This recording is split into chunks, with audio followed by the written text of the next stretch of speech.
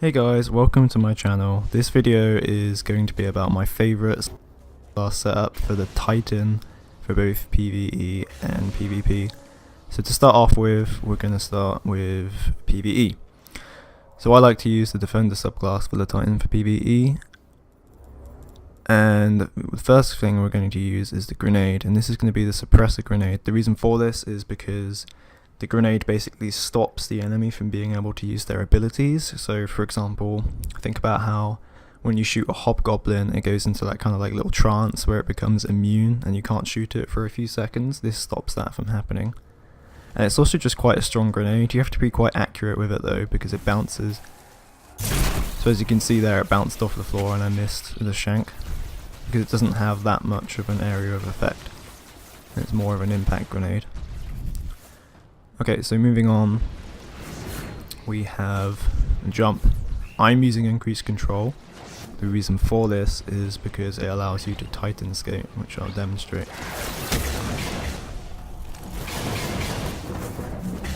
As you can see, I'm just skating around the map. I'm going to have a tutorial of this below, linked in the description and also on screen, so if you're not sure how to do this with a Titan, move so fast around the map as if you're on a Sparrow, then click on that and watch that. Okay, next up we have Ward of Dawn, the bubble, Armor of Light. I'm not going to be using this. The reason for that is there's very few situations in which you want to use this. There's maybe some tactics for Skolas, like using a 4th horseman and sitting inside of the bubble, or maybe being on Crota's End with the bubble during the first phase of the raid and using Helm of Saint 14. But most of the time you're going to be using Blessing of Light, which grants you and your allies a temporary shield, or Weapons of Light. Now depending on how many Titans you have in your fire team, you're going to be discussing between you which one of you is running blessings and who's running weapons. However, if there's only one of you who's a Titan in the fire team, I'm going to recommend Blessing of Light most of the time, simply because in most situations, especially in the New King's full raid, you're going to be wanting to stay alive rather than doing more DPS, because you want to lower your risks, because you can take more time. Okay. Disintegrate. I'm going to be using War Machine with this, just because I don't use it that much. I don't think it comes in that handy, but if there's a thrall nearby, a low health enemy, you can just punch it and then reload your weapon instantly. For example, I'll shoot off some bullets from my villainy, punch the shank. As you see, my pulse rifle reloaded very fast. There's a Kindergarten right there. Okay. Next up, we'll talk about the actual build of my Titan. I like to run full armor and recovery with minimum agility. This is just because the Titan can tank everything, and given the increased control allowing you to skate with the Titan, I don't think agility is that necessary, since you can move around so fast already, like so. Okay, this tree. There are 2 perks I would choose in this tree. The first being Bastion. This increases the duration of your bubble. So I haven't quite got it, but when you place your bubble, it will last for a certain period of time longer. This could be useful during situations like maybe Golgoroth, if you need to put a bubble down for Weapons of Light or Blessing of Light, and you need to consistently have the ability to take one of these 2 perks or both as much as you can. However, during some fights, so like the War Priest, where you're only damaging the War Priest for a small amount of time, you might not want this. You might instead want to go for Gift of the Void, so as the Ward of Dawn takes damage from enemy fire, it creates additional orbs. This would definitely be useful in Golgoroth and the War Priest, because you're firing at the boss as it fires at you, and also in the Golgoroth fight, Cursed Thralls spawn around you and then later taken. So if the Ward of Dawn takes damage, it will generate orbs, creating orbs for your friends and your fire team, so they get their supers, and in turn they'll use their supers to create orbs for you, and you'll get your Ward of Dawn back faster. So using Gift of the Void or Bastion really depends on the situation. And the final tree, again, there's 2 perks you might want to use. One I would use 90% of the time, and the other 10% of the time. 90% of the time I would use Illuminated. Increases the benefits granted by Blessing of Light and Weapons of Light. All this means is that when you place the bubble and you come out with the Blessing of Light perk, it lasts longer than it would naturally. This is very useful for fights where you want to dip in the bubble, dip out, shoot at the boss for a certain period of time, and then you just want to dip in again.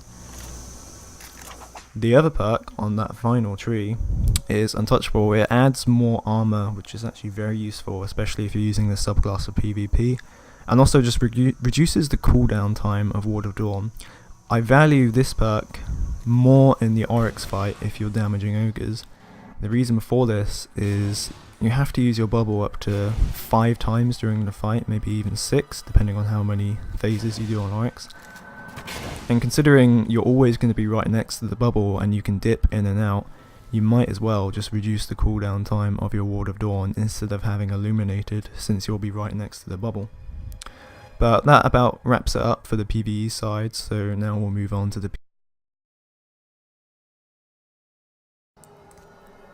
So to start off with, all 3 of the subclasses for the Titan have their moments in Destiny PvP. For example, in Control, you can use a Defender bubble to place on the B flag, or any other flag really, and just control that flag for a while until your teammates get there. Hammer of Soul recently took the nerf that it did probably deserve, but I just don't value it as much as I do anymore. I just view it as a weak golden gun. But overall, the majority of the time I'm going to be using Striker. So, most people use lightning grenades on the Striker class. This is very good because they can control areas, so when you equip it,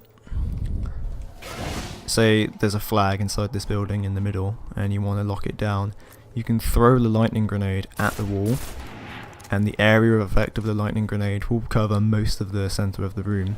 This is useful for just locking down certain areas. I've got a lightning grenade charged now, so I'll show you. See, the lightning grenade covers the whole center of the room. This is good for large game modes in PvP, such as Ironbound, Control, Rift, anything like that. But personally, for game modes like Trials, and say Elimination, or even Skirmish and Salvage, I use Flashbang. This is because not only can the grenade actually kill people if you place it well, it makes their screen go white, and it disorientates their sound for a few seconds. This is really useful if you're rushing in with a shotgun, or even just trying to distract them so you can get a res. It just gives you those few seconds you need to get the advantage. Again, the jump increased control for Titan skating. No more needs to be said. This is what you should always use on every Titan subclass. Fist of Havoc. I personally like to use Shockwave. The reason for this is, say the enemies are all grouped up together, but you go around the corner, you smash, and they're actually in a line. The shockwave will travel along the ground and will hit all of them, as opposed to, say, death from above. This means that if you're up on a building, you can jump up in the air, activate your super, and you'll fly over to the location you're aiming at. I personally find this quite hard to use. It's quite a niche perk, and I just don't find it like many situations where I'd want to be using that. And the other perk that you could use on your super is Aftermath. Basically, this leaves an area of effect where you placed your super, but whilst this does seem quite good, like you would expect people to just run into it and die, people are quite aware of it, and they don't just run into the area of effect and die over and over. They just walk away and wait for it to stop. Okay, Storm Fist. I'm using Amplify.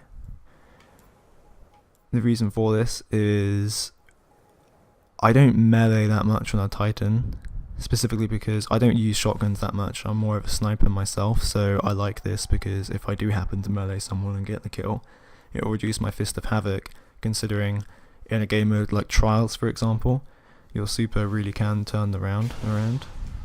If like it's 1v3 and you have to clutch it, and you can kill all 3. So I value that.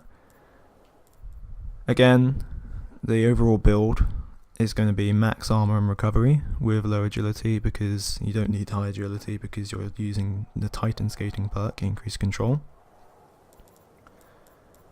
Headstrong. Sprint faster, and sprinting increases the leap distance of Fist of Havoc. Now, all 3 perks on this tree are very useful. I'm using Headstrong at the moment just because I'm liking the leap distance, but I switch often between this. Aftershocks increases the duration. So with Pulse Grenade and Flashbang, this just increases the amount of time they're activated for. With Lightning Grenade, I think it does 4 hits, the Lightning Grenade, and with, I've forgotten the name already. With the Aftershocks perk, it does an extra hit of damage. I think it used to be an extra 2 hits, so it would do up to 6, but now it's 5 when you use Aftershocks. And Transfusion means that any kills with Shoulder Charge or Storm Fist being the traditional melee, immediately trigger health regeneration. This is very good if you're somebody who's meleeing a lot and you're getting in close quarter battles. But that's not what I do, so I don't use this perk that much. And the final tree, Unstoppable. You are harder to kill while using Fist of Havoc. It doesn't just do this, it also adds quite a bit of armor, as you can see. That's almost, I'd say, 15 to 20% armor. So I really like that perk. You can also use Shoulder Charge, that's quite fun. Basically, when you use Shoulder Charge and you start sprinting, you'll see your screen goes a bit fuzzy after a while. And if you press RB, the melee button, you do a charge. Most of the time this is a one hit in PvP. But if the enemy has an overshield or say a ram with max armor build on a warlock, it won't actually kill them. So you can't consistently rely on it, but most of the time, I'd say about 90% of the time, it will get the kill. However, it's quite difficult to use, and also I find personally, when it comes up on your screen, the tendency to want to use it is so high that it affects my gameplay. Like, I've become so obsessed with just wanting to use Shoulder Charge, it makes me play badly. But that's just me. You might be really good with it, so. Juggernaut. After sprinting for a short time, gain a protective shield. So I'll start sprinting.